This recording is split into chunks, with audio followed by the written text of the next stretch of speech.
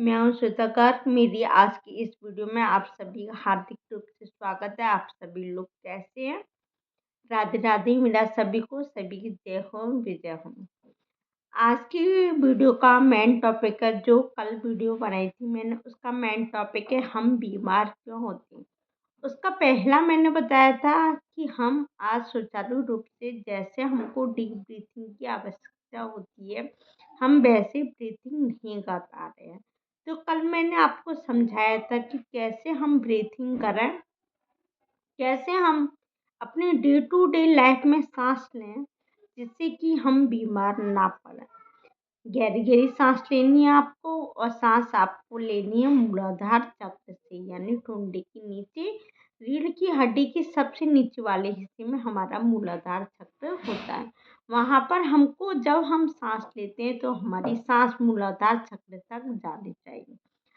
दूसरा है आज मेरा खाने पीने से। आज मैं आपके पास वीडियो लेके आई हूँ, वो है खाने पीने से रिलेटेड, कि हमको दिन में क्या खाना चाहिए, कितना खाना चाहिए, कब खाना चाहिए, जिससे कि हमारा बीमारियों से संबंध, दवाइयों से संबंध कम से कम हो सके। तो आइए, हर बार की तरह क्लास स्टार्ट करने से हम करेंगे अपने गुरुजी का आह्वान। दोनों हाथ जोड़िए, पीठ गर्दन सीधी करके बैठिए और बोलिए, गुरुर् ब्रह्मा गुरुर्विष्णु गुरुर्देवो महेश्वरा, गुरु साक्षात परम ब्रह्मा तस्मै श्री गुरुवे नमः।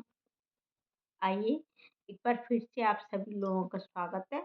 तो आज मैं हूँ श्वेता गर्ग, प्राणयोगी हमारा चैप्टर है। आज का मुख्य विषय है कि हमको खाने पीने में क्या लेना चाहिए, जिससे कि हमारा बीमारी से संबंध कम से कम, बिल्कुल माइन्यूट हो सके, और पॉसिबल हो तो हो ही ना, बीमारी से हमारा कोई संबंध ना हो।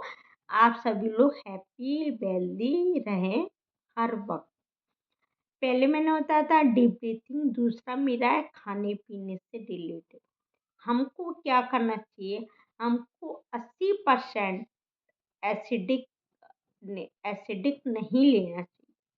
केवल 20% ही हमें अपने भोजन में एसिडिक चीज़ें शामिल करनी चाहिए। दूसरा, हमको 80% चीज़ें अपने एल्केलाइन भोज्य पदार्थ स्वीकार करना चाहिए। एल्केलाइन भोज्य पदार्थ क्या होते हैं दोस्तों? एल्केलाइन भोज्य पदार्थ में आता है आपका कच्चा भुना हुआ सामान। जैसे हमको अपने खाने में कच्चे फल फ्रूट्स, नारियल पानी, शहद, जूस, या कह सकते हैं कम उबला हुआ दूध, दही, इन चीज़ों को शामिल करना चाहिए। हमको नाश्ते में, आप सभी लोग जानती हैं, हमको नाश्ते में केवल अंकुरित अनाज ही लेना चाहिए। इसके अलावा जितना हो सके, जितना पॉसिबल हो सके, हमको फल फ्रूट और जूस लेने चाहिए। जितना जितना हमारा फल फ्रूट्स, जूस, अंकुरित अनाज पर जीवन शैली हमारी निर्भर हो जाएगी कि हम नाश्ते में अंकुरित अनाज लें, फल फ्रूट लें, जूस लें, यानी हमको अपनी भोजन की थाली और नाश्ते की थाली में एल्केलाइन खाद्य पदार्थ शामिल करने हैं। एल्केलाइन खाद्य पदार्थ यानी केवल कच्चा पदार्थ, जो कि प्रकृति ने हमको डायरेक्ट दिया है। प्रकृति ने हमको डायरेक्ट क्या दिया है दोस्तों?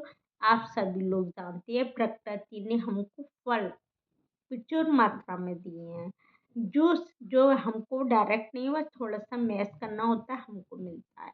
अनाज जिसको हम अंकुरित करके खा सकते हैं। इसके अलावा हमें अपने डे टू डे जीवन में दाल शामिल करना चाहिए, भोजन में दही शामिल करना चाहिए।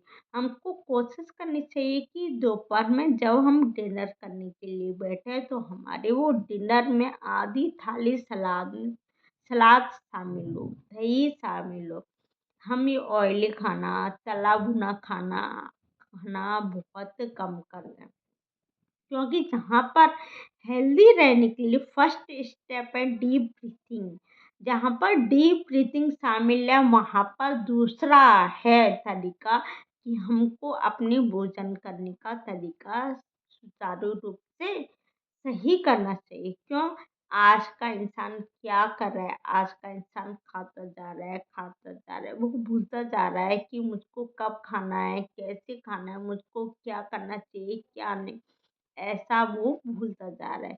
इसके लिए दोस्तों मेरी सब आप सभी लोगों से विनम्र निवेदन है कि हम केवल अपने जीवन में रोज की दिनचर्या में 20% भोजन ही तला भुना केवल 20% ही स्वीकार करें और 80% हम केवल निर्भर रहे फल फ्रूट्स पे, जूस पे, अंकुरित अनाज पे, दही पे। आपने कभी देखा है कि आदि मानव जो थे वो केवल कच्चा खाद्य पदार्थ खाते थे। वो जानते ही नहीं थे आग क्या होता है, तलना भूनना क्या होता है। तो आपने कभी सुना आदि मानव को कभी बीमारी हुई? हमारे भारत में कोरोना हुआ, तो कोरोना किसको हुआ था? केवल हाई सोसाइटी लोगों को, जो हाई सोसाइटी में लोग रहते हैं उन्हीं को कोरोना हुआ था। मजदूर वर्ग जो कि निर्भर रहता है कच्चे खाद्य पदार्थों पे, वो खाता है केवल क्या, बहुत कम ऑयली चीज़ें, पिज़्ज़ा हुआ, बर्गर हुआ, डोसा हुआ, ये तला भुना खाना वो नहीं खाता है। तो और क्या करता है, खेती करता है, मेहनत करता है, मजदूरी करता है, उसको कोरोना नहीं हुआ। इसके अलावा आप देख सकते हैं कि जो मजदूर लोग होते हैं, मेहनत करते हैं, टाइम पे खाना खाते हैं, खुली हवा में सांस लेते हैं, इसी वजह में बंद कमरे में बहुत कम रहते हैं, बंद एरिया में बहुत कम रोते हैं। आप देखिए उनको बीमारी होती है, कितना काम करते हैं वो लोग। क्या आपने सोचा है कि मजदूर वर्ग बीमार बहुत कम मात्रा में होता है? और जबकि हाई सोसाइटी के लोग वाग रहते हैं जिनके पास जितनी सुविधाएं हैं वो उतना ही ज़्यादा बीमार रहते हैं। इसका रीज़न क्या है? जो कोरोना बहुत अधिक मात्रा में फैला हुआ था, मैंने अपने कानों में एक ही खबर नहीं सुनी किसी मजदूर को कोरोना हुआ नहीं। किसी भी मजदूर को कोरोना नहीं हुआ था। कोरोना किसको हुआ था? मोस्टली हाई सोसाइटी और मिडिल क्लास में। क्यों? इसका मेन रीज़न क्या है? इसका मेन रीज़न है कि हम लोग होते हैं उनके घरों में एसी लगा रहता है, हम लोग बंद घरों में रहते हैं। बाहर की तरोताज़ा हवा, डीप ब्रीथिंग से हमारा कोई भी लेना देना नहीं। आजकल के बच्चों का, बड़े में जो मिडिल क्लास है, हाई सोसाइटी के लोग हैं, सभी कठिन मेहनत से, हार्ड वर्क से लगभग दूर हैं। उन लोगों का जीवन काय में गुजर रहा है? उन लोगों का जीवन गुजर रहा है मोस्टली टीवी में, मोबाइल में, व्हाट्सएप पे रील देखने में। जबकि हमारा जो मजदूर वर्ग है उसका जीवन गुजर रहा है पसीना बहाने में।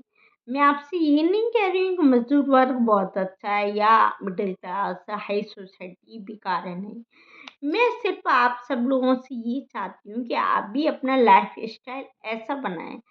पहला इसका रूल्स है डीप ब्रीथिंग, कि आप अपनी सांसों को सुचारू रूप से चलाएं। दूसरा मैंने बताया भोजन, अपने भोजन में कच्चे खाद्य पदार्थ 80% शामिल करें। यानी नाश्ते में केवल फल फ्रूट्स लें, जूस लें, और खाने में भी आप अपनी भोजन की थाली में 50% सलाद शामिल करें, दही शामिल करें, और एक दिन में कम से कम 8 से 10 गिलास पानी इंटेक करें, वाटर का इंटेक करें। और कोशिश कर रहे हैं कि हम ऐसा काम कर रहे हैं कि हमारा एक दिन में 100 ग्राम पसीना बॉडी से बाहर आए। यानी हम केवल एसी में ना बैठा रहें, केवल पंखे में ना बैठा रहें, बल्कि इतना हार्ड वर्क कर रहे हैं कि अगर ज़्यादा कुछ नहीं तो कम से कम 100 ग्राम पसीना एक दिन में बाहर निकले। ऐसा क्यों दोस्तों? क्योंकि हम पहला स्टेप, जितनी हम डीप ब्रीथिंग करते हैं, डीप ब्रीथिंग में हमने गहरी सांस ली, यानी एटमॉस्फेयर से पॉजिटिव एनर्जी ली।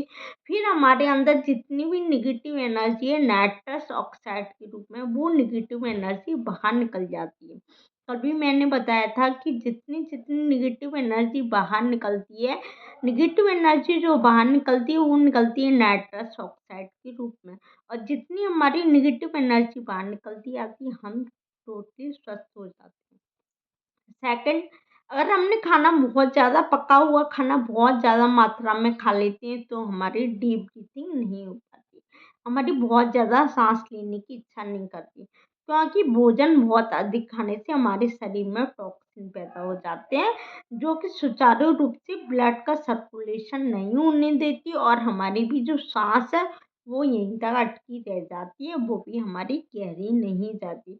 क्योंकि गहरी-गहरी साँस लेने के लिए भी मेरे दोस्तों पेट का खाली होना बहुत ज़रूरी है। दूसरा, अगर हम हार्ड वर्क करते हैं, अगर अपने शरीर में से 100 ग्राम पसीना बाहर निकालते हैं, तो पसीना क्या है? पसीना हमारे शरीर की गंदगी है, जो कि हमारे शरीर को एनर्जेटिक करता है। तो दोस्तों, हमको क्या करना है? हमको मेरा आप सभी से निवेदन है कि बीमारियों से क्योर कीजिए, अपने आप को क्योर कीजिए, अपने परिवार को क्योर कीजिए, अपने समाज को क्योर कीजिए, अपने रिश्तेदारों को क्योर कीजिए, सभी को क्योर कीजिए। केवल छोटी-सी स्टेप के द्वारा, वो स्टेप है आपकी डीप ब्रीथिंग, दूसरा खाना और तीसरा चौथा स्टेप भी आपका क्या हो सकता है, ये मैं आपको बताऊँगी कल। अगर आपको मेरा चैनल पसंद आ रहा हो तो प्लीज़ इसको लाइक कीजिए, शेयर कीजिए, सब्सक्राइब कीजिए और मेरे को कमेंट्स करके बताइए कि आगे आप क्या सुनना चाहेंगे।